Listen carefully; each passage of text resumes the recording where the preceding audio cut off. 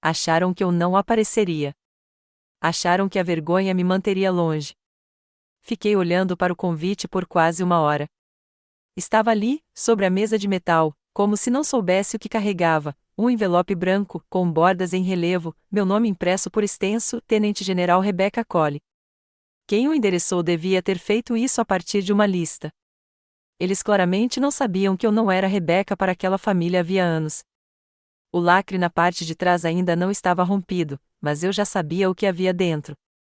Ouvi sussurros, um e-mail encaminhado que chegou à minha assistente, um comentário descuidado de um ex-colega de classe.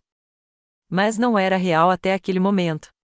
Haley ia se casar, e não apenas se casar, ela ia se casar com o Major Andrew Foster.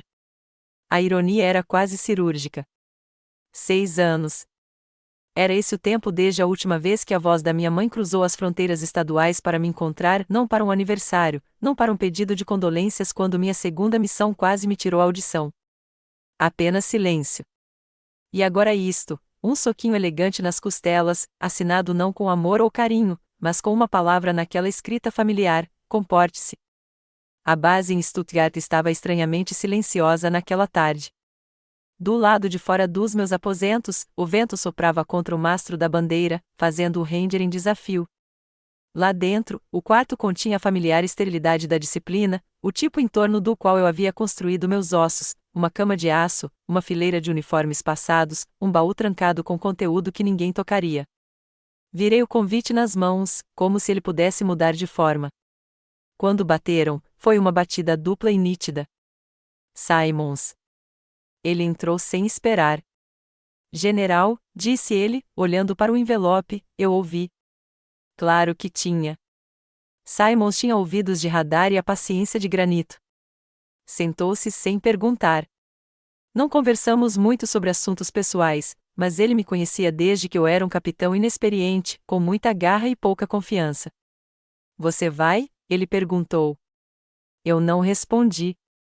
Em vez disso, deslizei o convite pela mesa. Ele o pegou, olhou de soslaio para as letras douradas e expirou pelo nariz. Foster, disse ele, quase para si mesmo. Esse é o garoto que você tirou de uma cratera em Elman, certo?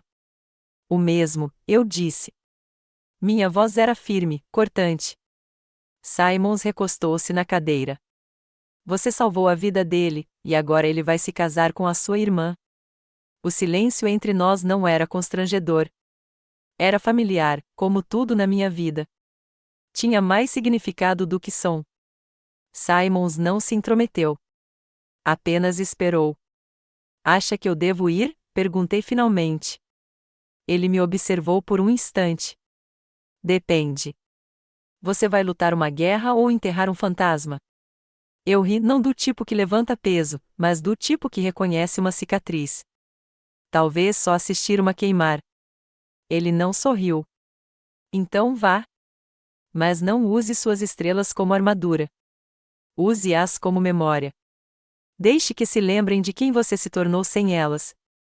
Suas palavras permaneceram comigo mesmo depois que ele foi embora. Coloquei o convite na minha mesa novamente e caminhei até a janela estreita que dava para o campo de treinamento. Uma nova turma de recrutas realizava exercícios, ansiosos, barulhentos, sem saber o que fazer. Invejei-os por um breve momento. Uma rajada de vento sacudiu a vidraça. Em algum lugar abaixo, um sargento instrutor gritou uma ordem, e alguém gritou de volta: Senhor, sim, senhor, com o tipo de fogo cego que eu havia apagado há muito tempo em mim. Fui até o armário, tirei meu uniforme de gala, aquele que eu não usava desde o funeral, aquele em que não pude falar. Coloquei-o sobre a cama, alisando as mangas como se fossem feridas antigas. Aquele dia voltou mais sombrio do que eu esperava. Enterraram meu pai com todas as honras, banda da marinha, salva de 21 tiros. Mas ninguém reservou um lugar para mim na primeira fila. Minha mãe sentou-se entre Haley e o tio Roy, os lábios pressionados naquela linha áspera e amarga que lhe era própria. Quando me aproximei, ela não levantou o olhar. Haley me lançou um olhar breve, com os olhos indecifráveis, antes de se voltar para a cerimônia como se eu não passasse de um uniforme fora do lugar. Fiquei de pé o tempo todo. Depois, Barbara Cole colocou uma única mão no meu antebraço e disse: Você não deveria ter vindo de uniforme. dá a impressão de que está tentando ofuscar a família. A família. Eu me lembrava de não ter dito nada, apenas me afastado. E não voltei atrás desde então. Agora, lá estava eu, 6 anos e 2 continentes depois, segurando um convite de casamento que exalava a reconciliação disfarçada de obrigação. Andrew Foster. Não era só o casamento que doía. Era que logo ele, estava se apegando à mulher que um dia me dissera, nada menos que oficialmente, que eu era uma vergonha para o sobrenome Cole. Pensei na noite em Elman, a explosão, a poeira, o aço retorcido. A perna de Andrew quase decepada. Eu rastejei pelo campo aberto para alcançá-lo, com sangue na boca e estilhaços no ombro. Eu ainda tinha cicatriz. Ele havia sussurrado em "eu te devo uma", antes de o resgatarem de helicóptero. E agora ele estava se casando com Haley. Sentei-me e abri meu laptop. Horários de voos. Richmond, Virgínia. Uma parada em Frankfurt. Escolhi o voo noturno silencioso, anônimo. Não informei o comando da base. Nem mesmo contei ao meu motorista. A confirmação da passagem chegou à minha caixa de entrada 30 segundos depois. Não fui para ser recebido. Fui para ser atendido, pela primeira vez em anos. Há 3 anos, tirei Andrew Foster de um campo minado. Em 2 semanas, ele se casará com a mulher que me destruiu. A ironia pingava como suor pela memória. Eu ainda conseguia ouvir o estalo frágil da estática através das minhas comunicações, a inspiração brusca antes de alguém sussurrar: "Merda, isso é uma mina." Então, o latido estridente da minha própria voz, mais ríspido do que eu me lembrava: "Não se mexa." Andrew congelou. A poeira grudava em sua pele. A placa de metal em que pisara estava meio exposta, logo abaixo da terra.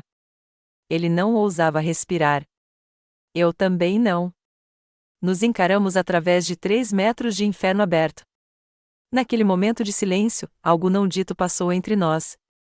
Ele sabia que estava morto, e eu não ia deixar isso acontecer. Não me lembro da dor, só do rastejar, dos cotovelos raspando no cascalho, cada respiração com gosto de cinzas. Desarmei-o com dedos que não conseguiam evitar de tremer. Quando ele desativou o modo armado, Andrew chorou baixinho. Não mencionei isso no relatório. Agora, eu estava sentado na classe 3C de um voo da Lufthansa de Stuttgart para Dallas, olhando para um céu que parecia suave demais para pertencer à história que eu tinha na cabeça. O assento ao meu lado estava vazio, eu tinha pago um extra para garantir isso. A comissária de bordo sorriu ao ver as fitas na minha blusa. Ela me ofereceu champanhe. Pedi água. Em algum lugar do outro lado do Atlântico, fechei os olhos, não para dormir, não conseguia, mas para bloquear o peso daquilo em que eu voava. Não a guerra, não o combate, mas algo mais complexo, mais familiar, a família. O avião pousou 20 minutos mais cedo. O Dulles cheirava a álcool em gel usado em excesso e cera fresca. Passei pela alfândega com facilidade, minha identidade militar me liberou rapidinho. Mal havia entrado no saguão de desembarque quando meu telefone vibrou. Número desconhecido. Quase deixei tocar de despeito. Então a curiosidade venceu. Alô? Minha voz estava calma, indecifrável. Ora, você veio mesmo. Era Haley. Sua voz não havia mudado, ainda aquela doçura cadenciada sobre um núcleo metálico.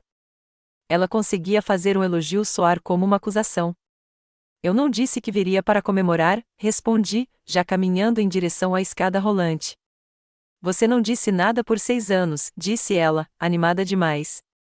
Então, isso é progresso. Não havia pedido de desculpas em seu tom, nem mesmo hesitação. Eu vim porque fui convidada, eu disse. Certo. Porque a mamãe te fez sentir culpada. Não respondi. Uma pausa. Então ela disse animadamente: "Bem, o Andrew está ansioso para te ver. Vocês dois sempre tiveram química." Parei no meio do caminho na esteira rolante. Isso não tem graça. Eu não queria que fosse, ela disse, mas eu conseguia ouvir o sorriso em sua voz, o mesmo que ela usava nos bailes da escola quando dizia aos professores que eu estava passando por uma fase, aquela mesma inocência refinada que escondia suas garras mais afiadas. Só isso? Perguntei. Só queria ter certeza de que você não estava aparecendo de uniforme completo. Não é festivo. Encerrei a ligação sem responder. Lá fora, a Virgínia florescia no início da primavera. A viagem até Alexandria atravessava bairros ladeados por cornizos e cerejeiras em flor. As ruas estavam limpas, as calçadas recém-varridas. Parecia um cartão postal enviado por alguém para provar que a vida era perfeita. Não peguei a autoestrada. Deixei o carro serpentear pelas ruas laterais por onde eu costumava andar de bicicleta, quando eu ainda era beck, quando joelhos ralados e orgulho esfolado eram os piores ferimentos que eu carregava. Ao entrar na rua sem saída da minha mãe, avistei a senhora Langford, a vizinha com as hortênsias sempre podadas e olhos que enxergavam demais. Ela estava regando o jardim, com uma mangueira enrolada como um ponto de interrogação a seus pés. Ela olhou na direção do carro, inclinando a cabeça. Rebecca, chamou. Saí, ajeitando minha mochila no ombro. Oi, senhora Langford. Ela piscou. Bem, meu Deus, a senhora ainda está no exército. Sorri sem mostrar os dentes. Sim, senhora. Ela sentiu lentamente, os olhos percorrendo minhas grades, minha postura, meu silêncio. Achei que você pudesse ter, bem, você sabe, ido embora depois de tudo. Alguns de nós ficam, eu disse, e passei por suas cercas vivas sem esperar por uma resposta. A casa dos Cole estava exatamente como eu me lembrava, perfeita demais, polida demais, falsamente silenciosa demais. As venezianas eram recém-pintadas, a entrada da garagem limpa, sem sinais de idade ou deterioração. Apenas a luz da varanda tremulava levemente, como se até a eletricidade estivesse prendendo a respiração. Toquei a campainha. Uma pausa, depois passos. A porta se abriu e o cheiro me atingiu primeiro, esmalte de limão, a assinatura da minha mãe. Todas as superfícies daquela casa tinham sido esfregadas até brilharem com reprovação. Bárbara estava lá, de calça bege e blusa perolada.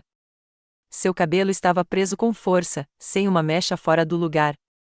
Seus olhos percorreram meu uniforme. O silêncio entre nós se adensou. Por favor, não estrague isso para Haley. Costumavam me dizer que meu silêncio era desrespeitoso. Agora, chamavam de conveniente.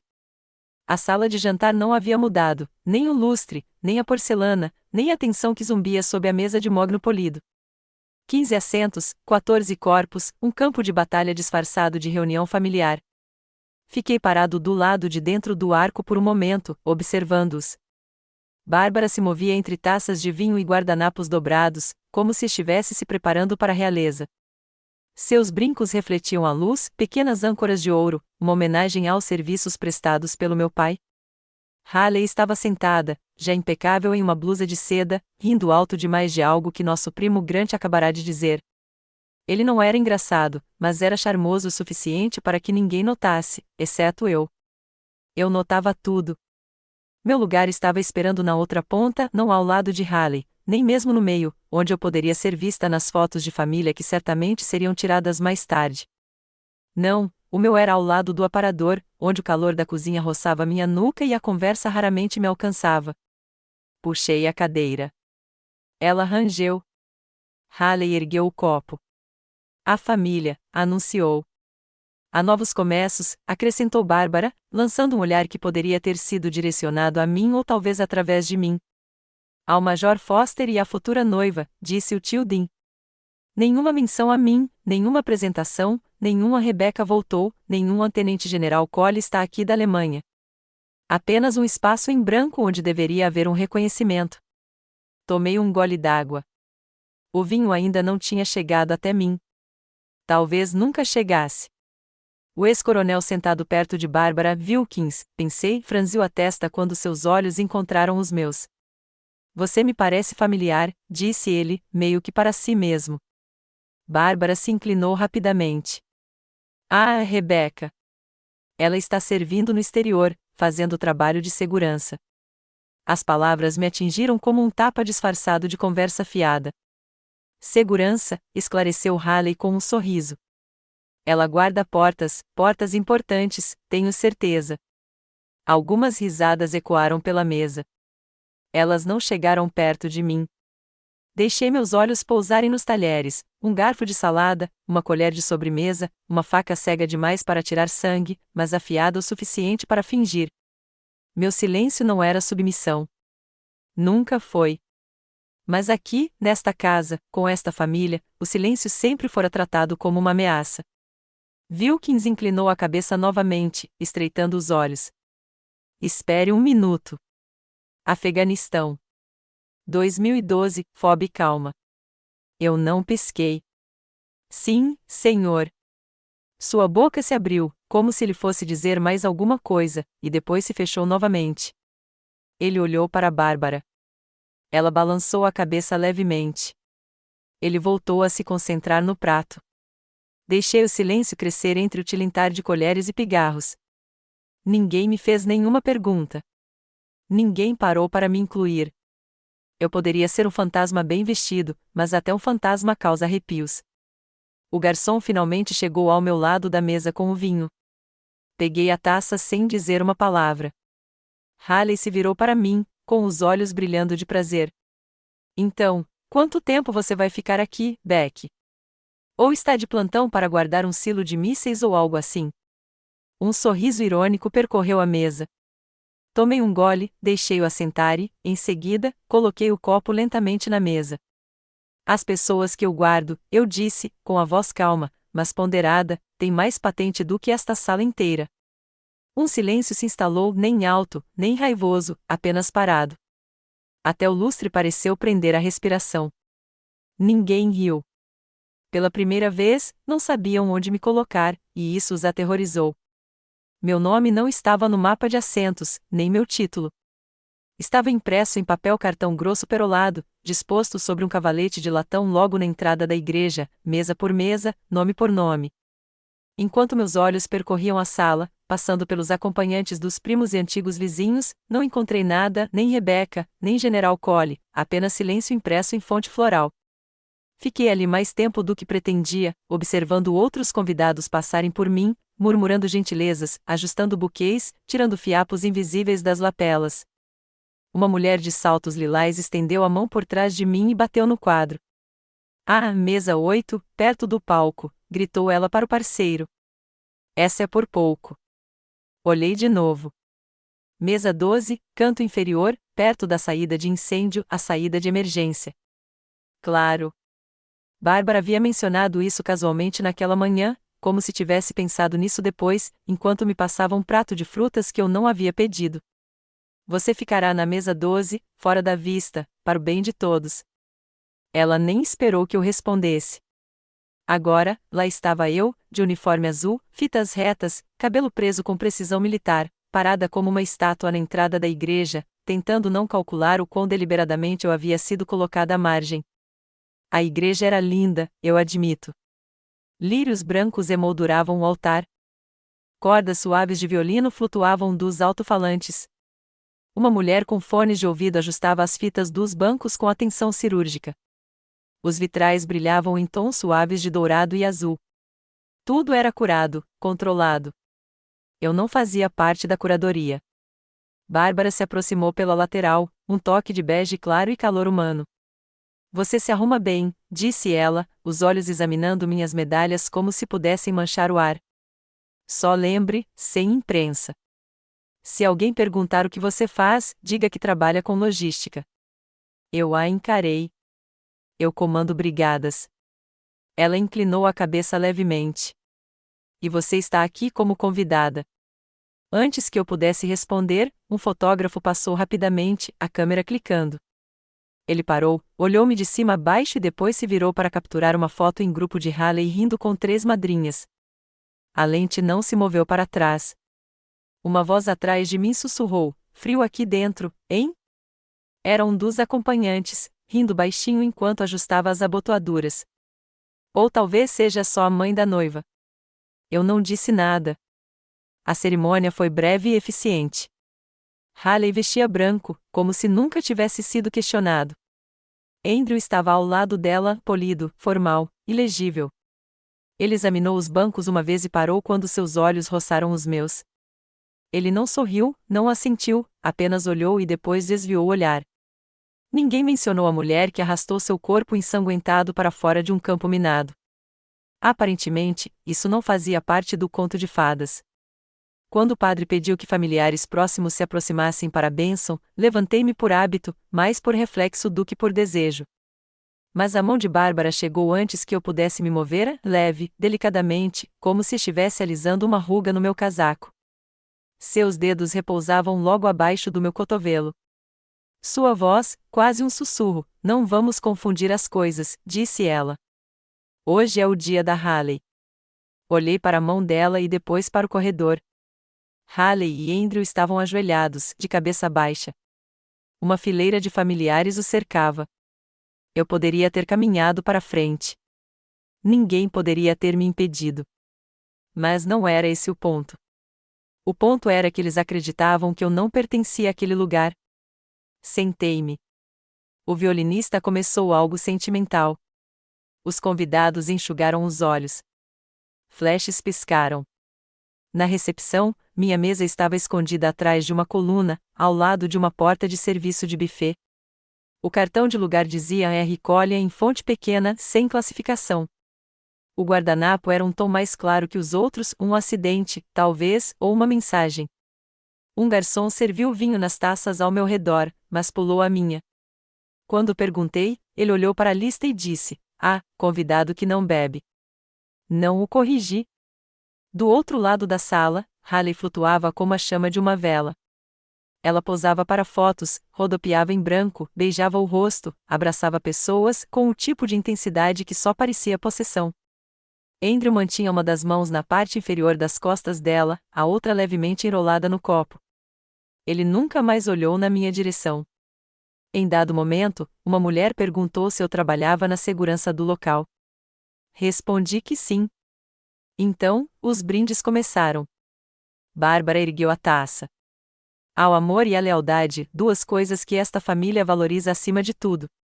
A sala riu educadamente. Haley sorriu radiante. Andrew se ajeitou. Tomei um gole do vinho que finalmente me servi. O gosto era caro e vazio. Foi naquele momento que eu soube que eles não achavam que eu era da família, mas estavam prestes a descobrir que tipo de família eu comando. Ela é só uma porteira. Quem a quereria, disse minha irmã ao microfone. A sala riu. Não foi uma risada suave. Foi cortante, do tipo que corta antes de ecoar, do tipo que dura mais do que deveria, do tipo que eu costumava ouvir em vestiários, em volta de mesas de jantar, atrás de portas fechadas que eu não deveria saber que existiam. Esta só tinha uma iluminação melhor e um vinho mais caro. Haley estava no centro do salão, brilhando sob os lustres. Seu vestido brilhava, como se o evento tivesse sido feito sob medida para ela.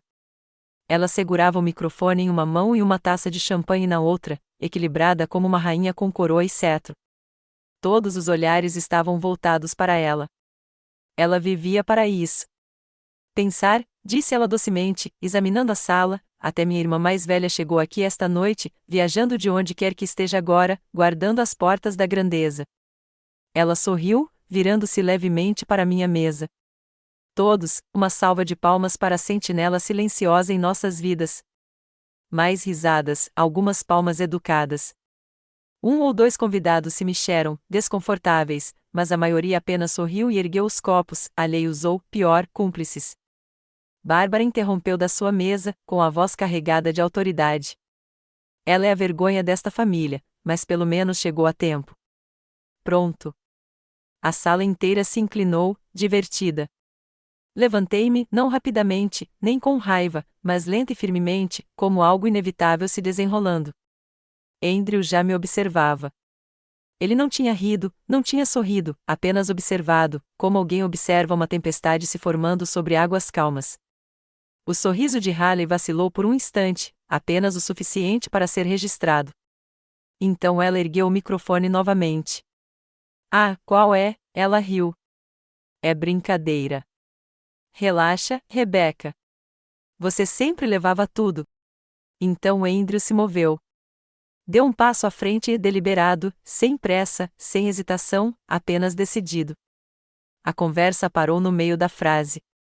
Utensílios pararam no ar. Cada fotógrafo girou as lentes, captando o movimento em uma cena que não havia planejado. Ele caminhou por toda a sala, passando por mesas de antigos comandantes, amigos da academia, primos distantes em ternos sob medida. Cada passo parecia ecoar. Ao me alcançar, parou, exatamente a um passo de distância. Então, fez a saudação, uma saudação militar ríspida, precisa, do tipo que não se faz a um irmão, a um amigo ou a uma piada. Senhora, disse Andrew, com a voz firme e clara, por favor, perdoe minha esposa. Ele se virou para a sala, ainda segurando a saudação. Esta, disse ele, é a Major-General Rebecca Cole, minha comandante. Suspiros, não sussurros, suspiros audíveis, coletivos, como se todos os smokings naquela sala de repente perdessem a graça. Eu não me mexi. Haley cambaleou onde estava, o microfone escorregando de seus dedos. Ele caiu no chão com um baque surdo. Ela deu um passo para trás, com os olhos arregalados, a boca se abrindo, e desmaiou. Bárbara se levantou abruptamente, derrubando uma taça de champanhe. Rebecca, começou ela, mas a palavra se dissolveu em um engasgo ofegante. E eu nem pisquei. Eles não falaram, não porque não soubessem o que dizer, mas porque cada palavra revelava o que tinham feito. O salão prendeu a respiração, como se tivesse engolido uma mina terrestre. O silêncio se apegou às paredes, preso nas dobras das toalhas de linho, instalado em cada taça de champanhe intocada. A orquestra parou no meio da melodia. Garfos pairavam no ar. Os convidados piscavam, como se tivessem esquecido como. Eu ainda estava de pé. Andrew também. Sua saudação terminou, sua mão agora baixada ao lado do corpo, dedos firmes, coluna ereta. Uma declaração havia sido feita, não um gesto, não um apelo, uma verdade gravada no centro da noite, Major-General Rebecca Cole. Meu nome não era pronunciado por ninguém naquela sala havia anos, nem com respeito, nem com peso, nem daquele jeito. A mão de Bárbara se moveu em direção a um guardanapo. Ele escorregou do seu colo e caiu no chão com um sussurro. Ela não se abaixou para pegá-lo. Seus olhos se voltaram para mim, procurando um lugar para pousar, alguma saída, alguma sombra, alguma negação. Mas não havia nenhum. Haley sentou-se, um tanto desabada, na cadeira, o rosto pálido e congelado, os olhos arregalados, como se a realidade ainda não tivesse alcançado seu corpo. Seus lábios se entreabriram ligeiramente, sem que nenhuma palavra se formasse. A mulher que acabará de se apresentar para 100 convidados, que orquestraram uma noite inteira em torno de sua imagem, agora parecia uma criança encurralada por algo grande demais para ser nomeado. Ninguém se moveu. Então alguém se moveu. Da segunda fileira de mesas, passando pelo bar de vinhos, perto do cisne de gelo esculpido, um homem de blazer azul marinho se levantou lentamente, o coronel Hayden, aposentado, mas ainda elegante. Ele comandará o 73º Batalhão de Engenharia quando eu era tenente, quando ainda tinha sujeira nos dentes e algo a provar. Seus ombros se endireitaram enquanto ele erguia a mão direita em uma saudação limpa e deliberada. O ar ficou mais denso. Um segundo homem se levantou, o General Park, que já havia lecionado em West Point. Depois, um terceiro, uma mulher na casa dos 50 cujo nome eu não sabia, mas cuja postura a denunciava, exército, antigamente, carreira. Depois, um quarto. 4 saudações, nada dramáticas, nada ensaiadas, apenas um reconhecimento silencioso cortando o tecido educado da noite. Bárbara finalmente encontrou a voz. Não é hora, começou ela, com a voz trêmula sob a tensão superficial. Mas ninguém se virou para olhá-la. Os olhares estavam em mim agora, não porque eu os tivesse pedido, não porque eu os tivesse exigido, mas porque a sala havia sido refeita, célula por célula, e cada fio apontava para lá. Eu sentia o peso daquilo me pressionando, o desconforto, a vergonha, a recalibração, enquanto as pessoas sussurravam internamente: é a mesma mulher de quem Haley zombou? Aquela que nós descartamos? Todas estavam reescrevendo mentalmente, desesperadas para salvar alguma versão de si mesmas que não tivesse rido 2 minutos antes. Andrew deu um passo para trás, me cedendo a palavra sem dizer uma palavra. Eu não me mexi. Não peguei o microfone. Não levantei a voz. Fiquei parado ali. E isso foi o suficiente para fazê-lo se contorcer. Quando minha mãe finalmente me chamou pelo meu nome do meio, quase não o reconheci. Disse ela suavemente, como se estivesse testando como a palavra soaria. Podemos conversar? Estávamos no lounge do hotel, o tipo reservado para hóspedes de alto nível que preferiam sussurros a multidões. O quarto estava coberto de sombras aveludadas e do silêncio estéril do dinheiro. Uma única luminária iluminava a nossa mesa. O café entre nós havia esfriado, intocado. Cheirava a queimado. Ela não me chamava de nada além de você ou a irmão da sua irmã havia mais de uma década. Agora, de repente, ela buscava um calor que não merecia. Eu não a corrigi. Apenas esperei. Bárbara ajeitou a blusa com um movimento rápido do pulso. Suas pérolas estavam perfeitas, claro. Sua postura também, mas o tom de voz dela havia se suavizado. Ela não estava ali para repreender. Estava ali para enrolar. Você com certeza fez uma declaração, disse ela. Eu não respondi. Ela me deu um sorriso ensaiado, aquele que usava para festas comunitárias na igreja e fotos para a imprensa. A mídia está comentando, e nem tudo é elogioso. Mesmo assim, eu não disse nada. Ela tamborilou as unhas na xícara de porcelana. Não estávamos preparados para aquele momento, Rebecca. Ninguém estava. Nem mesmo o desmaio da sua filha. Minha filha não? Perguntei friamente. Ela olhou para baixo. Isso não foi. Haley tem sensibilidade. Para a realidade? Perguntei. Minha voz não se elevou. Eu não precisava. Bárbara expirou bruscamente. Eu não vim para brigar. Então por que você veio? Ela se mexeu, subitamente insegura. Achei que talvez você estivesse disposta a falar com a imprensa, uma declaração talvez, só para esclarecer que nós, não entendemos completamente o seu papel. Pisquei. Quer que eu emita um comunicado à imprensa, disse lentamente, para amenizar o seu desconforto? Bárbara se inclinou levemente, a urgência crescendo sob a máscara. Não é mentira, é só contexto. Sempre prezamos a discrição, e as pessoas estão fazendo perguntas agora sobre o casamento, sobre os comentários da Haley, sobre ela hesitou, nós. Olhei para ela. Ela continuou, mais rápido agora, você sabe como essas coisas se espalham. Algumas notícias e, de repente, viram um escândalo. A carreira da Haley, a reputação da nossa família, tudo isso pode ser mal interpretado. Quase ri, mas saiu como se minha respiração tivesse sido presa em um vidro. Quer que eu ajude a preservar a ilusão? Repeti. O rosto de Bárbara endureceu um pouco. Eu estava protegendo a família. Não, eu disse, baixinho, mas firme. Você não protegeu a família. Você apagou uma filha. O silêncio se instalou entre nós, como poeira em móveis velhos. Ela desviou o olhar, piscando mais rápido do que o normal. Você tem ideia, continuei, de como é ver sua própria mãe fingir que você não existe? Ser apagada da sua própria linhagem? Seus dedos apertaram a borda da xícara. Percebi que ela tremeu um pouco, o primeiro estalo. Eu fiz escolhas, disse ela finalmente, em voz baixa. Algumas delas foram imperfeitas. Mas nunca deixei de me importar. Você simplesmente parou de ligar. Bárbara ergueu o queixo, como se estivesse se recompondo. Se você nos contasse. Eu contei, eu disse. Você simplesmente não queria ouvir. Você queria uma filha que sorrisse e permanecesse pequena. Ela abriu a boca, mas depois a fechou novamente. O silêncio era diferente agora, não defensivo, apenas exposto. Então ela fez algo que eu não via desde os meus 10 anos. Ela estendeu a mão para mim. O movimento foi hesitante, seus dedos pairando logo acima da mesa, esperando, como se ela me tocasse, o tempo pudesse se dobrar sobre si mesmo. Deixei-a pairar no ar. Ela disse que nunca quis me machucar. Mas pessoas como Haley não precisam esfaquear. Elas sussurram e deixam a faca cair sozinha.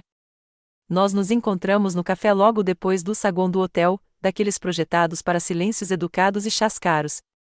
A luz da manhã filtrava-se pelas janelas enormes, atingindo tudo com aquele brilho suave e desorientador que faz a realidade parecer menos sólida. Alguns hóspedes permaneciam ali com laptops e cappuccinos. Ninguém olhou para nós. Haley chegou 10 minutos atrasada, de óculos escuros ainda, apesar da iluminação interna, e o cabelo preso em um coque baixo que gritava: "Estou tranquila", mesmo com as mãos revelando o nervosismo. Ela se sentou na mesa à minha frente e deu um sorriso tão forçado que parecia colado. Bem, ela suspirou, isso foi dramático. Eu não disse nada. Ela pigarreou. Olha, ontem à noite eu exagerei. Foi só uma brincadeira, aquela coisa do guarda do portão. Sinceramente, eu não pensei. Esse é o problema, interrompi, cruzando as mãos sobre a mesa. Você nunca pensa. Você escreve. Ela piscou por trás dos óculos. Como? Perguntei, abrindo meu folho de couro e tirando uma folha de papel grossa e levemente amassada. Trazia a marca d'água oficial da Divisão de Relações Públicas do Departamento do Exército. Em cima, um remetente redigido. Embaixo, um carimbo de data e hora de 7 anos atrás. Haley inclinou a cabeça, divertida. O que é isso? Uma denúncia, eu disse, enviada para uma linha direta de denúncias militares. Me acusaram de falsificar detalhes de mobilização, alegaram que eu exagerei meu papel em Elma, que minha estrela de bronze era política. O sorriso de Haley congelou. Eu nunca vi isso. Claro que sim, respondi calmamente. Você escreveu. Isso é um absurdo, ela zombou. É anônimo. Qualquer um poderia ter enviado. Deslizei uma segunda página sobre a mesa, esta de um programa de análise linguística de inteligência artificial usado pelos militares para autenticação de documentos. 96% correspondem, eu disse. Densidade das frases e mais uma coisa, independentemente. Ninguém com autorização diz isso. Mas você sempre dizia, mesmo em redações escolares. Ela não disse nada. Você enviou isto 2 meses antes de eu ser preterido na minha primeira promoção a brigadeiro-general, continuei. Eu não fazia ideia do porquê. Nenhuma acusação formal. Apenas silêncio. Meu arquivo ficou incompleto por quase 1 ano. Haley se remexeu na cadeira. Eu estava com raiva, disse ela finalmente. Você sempre foi a estrela, o soldado, o orgulho do papai. Todos nos comparavam. Eu só queria espaço para respirar. Então você tentou me enterrar viva. Ela abriu a boca para protestar, mas eu não deixei. Você me destruiu para poder brilhar mais, eu disse. Mas você esqueceu, eu queimo. Achei que ele fosse apenas o noivo. Acontece que ele carregava meu silêncio como uma dívida. O bar na cobertura estava quase vazio, o tipo de lugar destinado ao luto privado disfarçado de conversa tranquila. Alguns clientes bebiam nos cantos, as luzes da cidade piscando lá embaixo como promessas quebradas. O vento soprava suavemente na barra do meu casaco. Não me sentei. Andrew já estava lá, encostado no corrimão com um copo de algo âmbar pela metade. Ele não parecia um homem que tinha acabado de dizer assim. Parecia um homem que tinha percebido o que tinha feito. Não pensei que você viria, disse ele, sem se virar. Você pediu, respondi. Ele assentiu lentamente. Não quis dizer que você diria sim. Finalmente me aproximei. Ele parecia mais velho do que eu me lembrava, não no rosto, mas na postura, mais cansado, menos protegido. Quer falar sobre Elman? Perguntei. Ele se virou para mim. Você salvou a minha vida. Isso é coisa do passado. Para mim, não.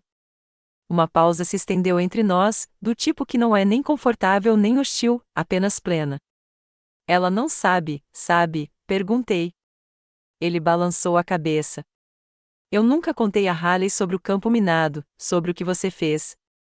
Eu sabia que ela distorceria tudo, transformaria em uma fábula sobre como o marido dela quase morreu servindo e ela o apoiou. Ela transforma histórias em armas. A sua merecia mais. Não respondi. Ele desviou o olhar novamente, para a rua. Acompanhei sua carreira discretamente. Cada promoção, cada discurso. Recortei o artigo quando você ganhou a segunda estrela. Ninguém sabia. Por quê? Porque eu lhe devia uma. E porque eu a respeitava mais do que qualquer pessoa que já conheci. Respirei fundo. Então por que casar com ela? Ele ficou em silêncio por um longo tempo. Então, porque ela era fácil. Porque os Colles ofereciam um tipo de vida que parecia limpa, organizada. Eu estava cansado de quase morrer. Eu queria segurança. Ela não é segura. Ela é estratégia. Ele riu baixinho. Descobri isso uma semana depois do noivado. Observei-o por um momento. Você sabe que ela mandou a dica, né? Aquela que fez minha primeira estrela parar. Ele fechou os olhos. Eu sempre suspeitei, mas não queria ter certeza. Tenho sim. Ele agarrou o corrimão com mais força, os nós dos dedos ficando brancos. Eu me levantei ontem à noite, disse ele, porque se não me levantasse, me tornaria um deles. Ele olhou para mim, depois olhou de verdade, e por um momento, eu vi o homem que tirei da terra não quebrado, mas sobrecarregado. Eu não disse obrigado. Apenas disse, nunca mais deixe meu nome proteger o seu. Tentaram me definir em sussurros. Decidi falar alto o suficiente para ecoar. O aeroporto nacional Reagan sempre cheirava a café e pressa, rodas girando, chamadas no portão de embarque, o zumbido de estranhos tentando estar em outro lugar. Eu gostava de aeroportos. Eles não faziam perguntas, apenas conferiam identidades e seguiam em frente. Cheguei 20 minutos adiantado para o meu voo, vestido à paisana, cabelo solto, mochila pendurada no ombro. Não tinha intenção de ser visto. Eu deveria ter previsto. Estava na metade do caminho para o posto de controle da TSA quando o primeiro sinal de alerta disparou. Depois outro. Então vieram as vozes agudas, sobrepostas, inevitáveis. General Collie, podemos comentar o incidente do casamento? Senhora, a senhora sabia que a noiva faria essa declaração? É verdade que o noivo serviu sob o seu comando? Fiz uma pausa, só para respirar. Era tudo o que precisavam. De repente, eu estava cercado um semicírculo de microfones, smartphones e dois rostos ansiosos tentando equilibrar curiosidade e respeito. Um segurança se aproximou, mas eu levantei a mão. Agora não, ainda não. Avistei um pódio ao lado, um daqueles suportes frágeis perto da bandeira e de folhetos turísticos antigos. Caminhei em direção a ele. Ninguém me seguiu a princípio, como se não soubesse se eu ia falar ou explodir. Quando me virei para encará-los, eles se calaram quase instantaneamente.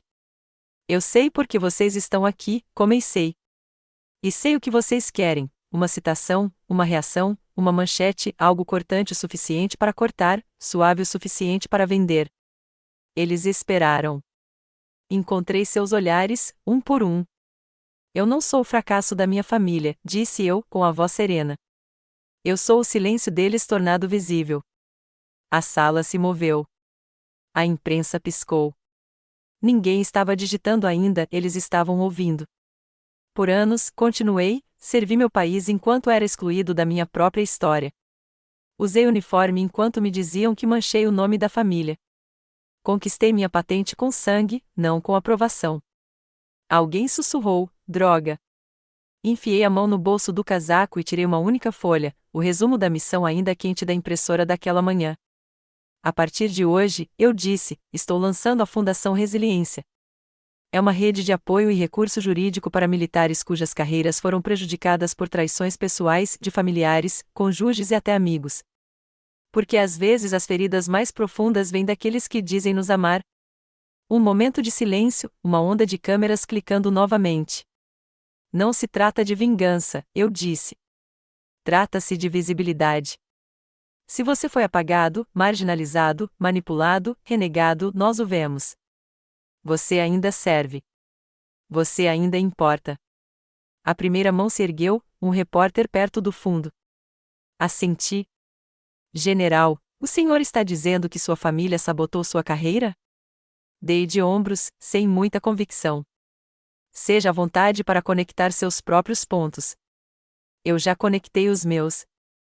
Mais murmúrios, mais notas rabiscadas, mas ainda nada de caos, apenas gravidade. Um jovem cadete, que não devia ter mais de 19 anos, deu um passo à frente, vindo da borda da multidão. Seu uniforme estava impecável, nervoso. Ele ficou em posição de sentido. fez a saudação. Eu retribuí. Nenhuma palavra foi trocada entre nós. Elas não eram necessárias. Virei-me para caminhar em direção ao portão. Meu celular vibrou no meu bolso. Uma mensagem, em letras garrafais no topo: Pentágono. Precisamos conversar. Eles queriam que eu ficasse quieto. Nunca imaginaram que eu me tornaria um policial. A sala de reuniões do Pentágono estava mais fria do que eu me lembrava, não em temperatura, mas em temperamento. Acarpetada em azul marinho, forrada com madeira polida e com o brilho dos emblemas americanos, era uma sala onde as decisões eram tomadas com linguagem contida e sorrisos ainda mais contidos, onde o poder não precisava levantar a voz porque já ecoava em todos os cantos. Fiquei atrás de um púlpito de aço, com as mãos levemente apoiadas em ambos os lados, a respiração regular. A tela de apresentação atrás de mim brilhava com um título simples: O Protocolo de Proteção à Resiliência. Fileiras de oficiais de alto escalão e ternos ocupavam os assentos à minha frente, generais, assessores políticos, analistas civis e, no final da primeira fileira, um homem com barras de prata e uma expressão cética, o almirante Kirchner, o tipo de homem que ainda dizia ela é emotiva quando uma mulher levantava a voz, mas chamava um oficial homem de apaixonado por fazer o mesmo.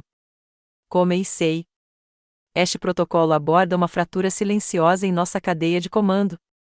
Oficiais e praças que sofrem traição pessoal, por cônjuges, familiares ou redes internas, frequentemente sofrem em silêncio. Carreiras estagnam. Reputações se deterioram. O sistema dá de ombros. Perdemos soldados não para a batalha, mas para a traição. Slide 1. Dados de retenção. Slide 2. Reclamações internas nunca foram agravadas. Slide 3. Tendências suicidas ligadas à difamação de caráter. Atualmente, nossa resposta é, na melhor das hipóteses, reativa. Minha proposta é um protocolo de proteção de 3 níveis: representação legal, apoio psicológico e proteção de carreira, todos iniciados imediatamente após a verificação da violação. Ouviram-se murmúrios agora, principalmente dos agentes civis, concordando e tomando notas. Os oficiais superiores mantinham os braços cruzados. Uma mão se levantou, almirante Kirchner. Com todo o respeito, General Colley, disse ele, isso soa mais pessoal do que estrutural. Sorri levemente, não friamente, apenas com precisão. Toda política é pessoal, disse eu. Ou é propaganda. A sala ficou em silêncio. Deixei o silêncio agir por mim, não como uma arma, mas como a gravidade.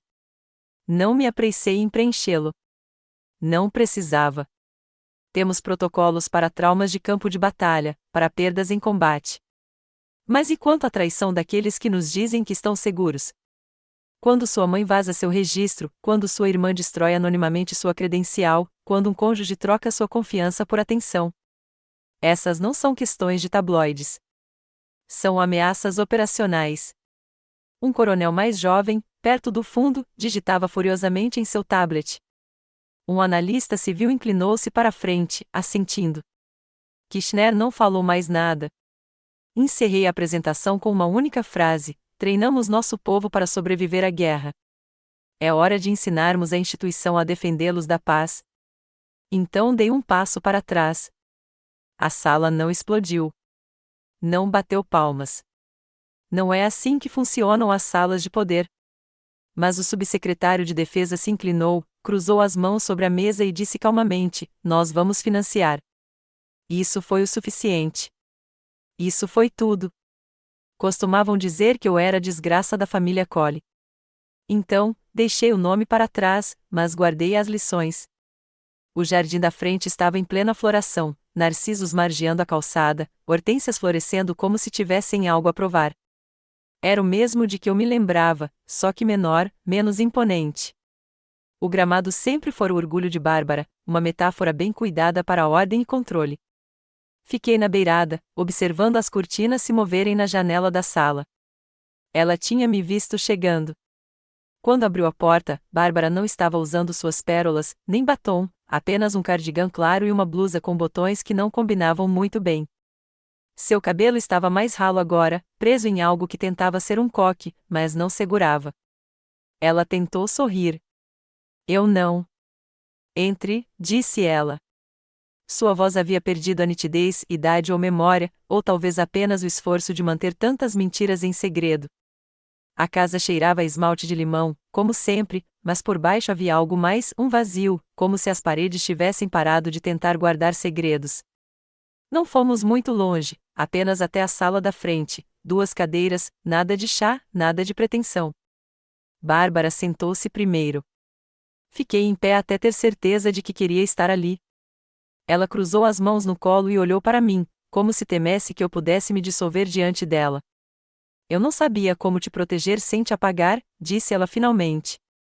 Você era barulhenta no mundo que punia mulheres barulhentas. Eu não era barulhenta, respondi. Eu era visível. Há uma diferença. Ela olhou para baixo. Seus dedos tremiam levemente, revelando a imobilidade que ela tanto se esforçava para projetar. Achei que se a gente se distanciasse de você, continuou, as pessoas esqueceriam. O escândalo desapareceria. Você ainda poderia ter uma vida em outro lugar. Você não me apagou, eu disse. Você só me tornou inesquecível. Houve uma pausa, longa o suficiente para se estender entre nós como um cânion. Então, um rangido suave vindo da escada Halley. Ela estava no meio do caminho, descalça, com um hobby frouxo na cintura. Seus olhos encontraram os meus. Ela não disse nada. Eu também não. Bárbara percebeu. Ela não é a mesma desde o casamento. Ela nunca precisou ser nada, eu disse. Ela só podia existir. Eu precisava sobreviver. Bárbara engoliu em seco. Há algo que eu possa fazer agora? Sim, eu disse. Não reescreva minha história depois que eu partir. Se alguém perguntar por que não volto para casa, não diga que eu estava distante. Se perguntarem o que aconteceu, não diga que foi complicado. Diga que você fez uma escolha. E eu também. Bárbara estendeu a mão para pegar algo, talvez uma mão, talvez uma versão passada de mim, mas eu já estava de pé. Tenho um voo, eu disse. Halley não se mexeu. Seu apoio no corrimão era a única coisa firme. Caminhei até a porta. Minhas botas não ecoavam como antes neste chão.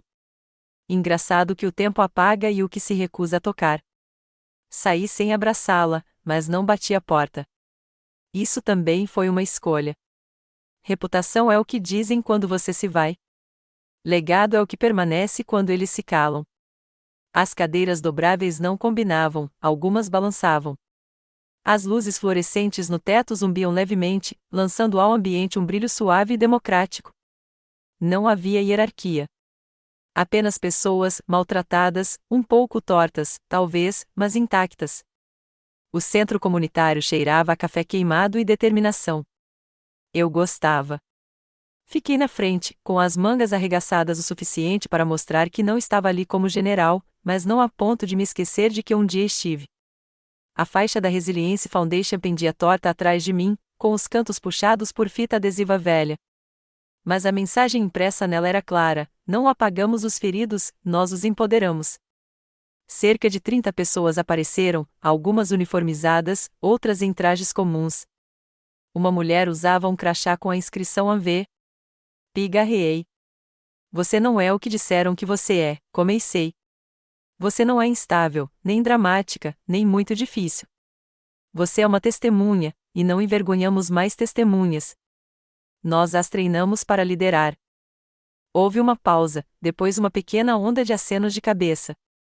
Uma jovem na segunda fileira, talvez com 17 anos, levantou a mão, nervosa, mas firme.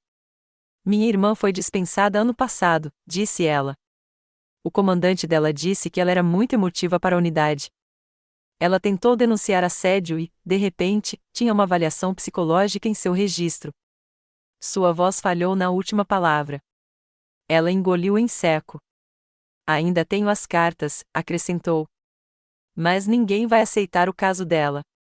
Dei um passo à frente lentamente. Traga-os até nós, eu disse. Nós cuidamos daqui. Ela expirou tão profundamente que me fez perceber que não estava respirando. Alguém lá atrás estava filmando com o celular. Eu não me importava. Deixei. Não se tratava de segredo, era o oposto. Um homem na casa dos 50 estava de pé, alto, ex-militar pela postura, agora civil pela calma no rosto. Meu filho serviu sob o comando de um major da inteligência que lhe disse para se demitir se não conseguisse se comportar. Chamaram-no de instável quando ele reagiu. Seu discurso no Pentágono foi a primeira vez que ele sorriu em meses. Ele disse: talvez eles finalmente estejam ouvindo. Assenti uma vez, sem floreios, apenas o suficiente. Diga a ele que eu disse que ele não estava errado. Nós estamos. A sala vibrava com algo cru, não aplausos, não entusiasmo, reconhecimento. E foi então que a notificação tocou no celular de alguém. O vídeo viralizou, 20.000 visualizações, depois 50.000, depois manchetes. O Major-General Cole, ainda servindo sem saudar ninguém. Olhei para a tela e depois de volta para a sala. Que eles assistissem. Que eles finalmente entendessem quem eu sempre fui. Eles nunca se desculparam, mas agora falam meu nome com cuidado porque é mais pesado que o deles. O salão do Simpósio de Defesa Nacional pulsava com uma intensidade silenciosa. Fileiras de cadeiras se estendiam para um mar de uniformes, ternos e experiências vividas. Veteranos sentavam-se ao lado de especialistas em política, sobreviventes ao lado de senadores. Câmeras pairavam, esperando para registrar algo real. O palco era minimalista, apenas um púlpito, um copo d'água e uma única bandeira atrás de mim. Não levei bilhetes. Bárbara estava em algum lugar na plateia. Eu não a tinha visto chegar, mas me disseram que ela viria, que insistiu em um assento perto da frente, que não tinha trazido Halley. Aproximei-me do microfone. O silêncio que se seguiu não era protocolar. Era o tipo de silêncio reservado a pessoas que já atravessaram o fogo e o fizeram parecer neblina. Uma vez me disseram que o sangue é mais espesso que a água, comecei, como se isso fosse um conforto, como se afogar em sangue doesse menos. Uma onda percorreu a sala. Famílias, continuei, devem proteger, blindar. Mas às vezes buscam o silêncio. Às vezes, a traição não vem de um adversário estrangeiro, mas de alguém que compartilha sua mesa de jantar, seu sobrenome, a parede do seu quarto de infância. O ar ficou tenso. Aprendi que a traição mais perigosa não é a que se faz em voz alta. É a que se faz com educação. Vem acompanhada de sorrisos em casamentos e silêncio em funerais. Vem disfarçada de lealdade, mas exige o seu desaparecimento. Fiz uma pausa, apenas o tempo suficiente. E eu desapareci por anos, não por vergonha, mas porque fui punida por falar quando queriam que eu ficasse quieta. Porque me recusei a ser a história de que precisavam para sobreviver. Alguns suspiros, alguns acenos de cabeça. Bárbara, eu sabia, estava chorando agora. Ela havia praticado o silêncio por tanto tempo que até suas lágrimas seriam silenciosas. Olhei para o mar de rostos, jovens, velhos, uniformizados, não. Tantos tinham vindo, não por política, mas por permissão para se irritar, para se mostrar invisíveis, para falarem alto. Isso termina hoje, eu disse. Estou trabalhando com legisladores para introduzir proteções federais para aqueles que são traídos, não pelo sistema, mas dentro dele um projeto de lei que reconheça que a sabotagem nem sempre vem de fora. Essa família, se for transformada em arma, ainda é uma ameaça. Afastei-me um pouco do microfone, deixando a sala acompanhar. Eu já fui o segredo deles, disse eu. Agora sou a sentença deles. A sala não explodiu. Exalou um desapego coletivo de algo que havia sido retido por muito tempo. Assim que saí do palco, uma jovem repórter me encontrou perto da cortina. Você voltaria para eles? Perguntou ela. Não hesitei. Eu nunca me abandonei, respondi. Foi o suficiente. Eu costumava viver para ser vista. Agora aprendi a me ver com clareza e sem permissão. As venezianas rangiam suavemente enquanto a brisa do mar as atravessava, trazendo o aroma de sal e limão. A luz da tarde se espalhava pelo chão de pedra da casa, aquecendo tudo que tocava. As ondas lá embaixo sussurravam contra os penhascos de Amalfi, como se o próprio litoral estivesse exalando. Eu havia pintado a manhã toda, nada grandioso, apenas pinceladas na tela, cores onde antes só havia sombra. O cavalete estava perto da janela, de frente para o horizonte, o céu inacabado esperando pacientemente. Não me apressei. Não havia cronograma ali, nem instruções de comando, nem prazos, apenas o ritmo do mar e as páginas de um diário encadernado em couro se enchendo lentamente com pedaços de mim que eu não sabia que havia perdido. A batida na porta passou pouco depois das 4. Era Luca, o garoto da aldeia, com não mais de 10 anos, segurando uma cesta com pão, azeitonas e um jornal dobrado que eu não havia pedido. Seu sorriso era banguela, sua curiosidade mal contida. Grazie, eu disse, pegando a cesta. Prego, ele respondeu, mudando de posição. Signora, a senhora era mesmo uma general? Fiz uma pausa e sorri. Antes. Agora sou apenas alguém que lutou por si mesma. Ele pareceu satisfeito com isso e saiu correndo antes que eu pudesse dizer mais alguma coisa. De volta para dentro, meu telefone vibrou, o velho aparelho do exército que eu guardava por hábito, escondido numa gaveta que agora guardava cordões e medalhas desbotados que eu nunca exibia. A mensagem de voz era do General Simons. Rebecca, disse ele, em tom comedido, a presidência quer nomeá-la para o Conselho Conjunto de Ética. Você presidiria, se quisesse. Pense nisso. Ouvi uma vez e depois apaguei. Há uma liberdade especial em saber que você não deve mais sua história a ninguém. Sentei-me à escrivaninha. O diário estava aberto na última página. Mergulhei a caneta, segurei a imóvel por um instante e escrevi a última linha. Caminhei sozinho, mas não perdido. A tinta secou lentamente sob a luz âmbar. Fechei o diário, tranquei-o na gaveta com tudo mais que eu não precisava usar no peito, levantei-me, abri as portas do terraço e saí. O ar me envolveu como um velho amigo. O vento pegou fios do meu cabelo e os jogou em direção ao sol. Lá embaixo, o mar se estendia amplo e infinito, sem aplausos, sem manchetes, apenas o som de uma mulher que um dia desapareceu aprendendo a retornar, não para eles, mas para si mesma. Depois de uma vida inteira silenciada, ela não precisava de um microfone para ser ouvida. Ela deixou a verdade falar por ela. A família que outrora renegara agora se encolheu ao som de seu nome, não por vergonha, mas por poder. A justiça não veio por meio da vingança, mas pela presença, firme, inabalável e merecida, como o acorde final de uma melodia muito esquecida. A justiça pode chegar tarde, mas ressoa poderosamente quando ouvida. Se esta história te emocionou, curta, compartilhe, inscreva-se e conte para a gente nos comentários. Digite um comentário se você se sentiu tocado. Digite 2 se ainda precisar de mais respostas.